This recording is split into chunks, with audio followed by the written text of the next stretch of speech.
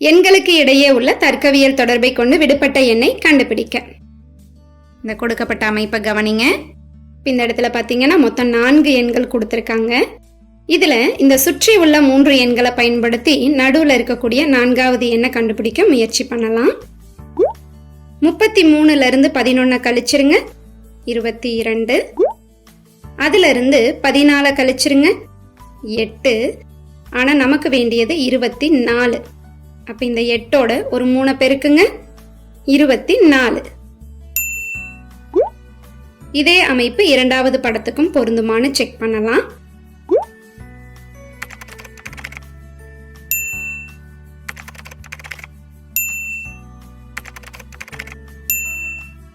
அப்ப இதுதான் இந்த இடத்துல பயன்படுத்தப்பட்ட அமைப்பு.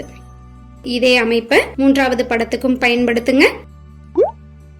இப்போ 38ல இருந்து 12 கழிச்சிட்டா 26.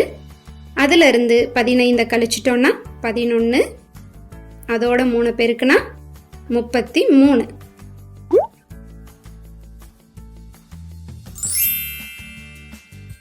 அப்ப சரியான பதில் ஆப்ஷன் ஏ 33.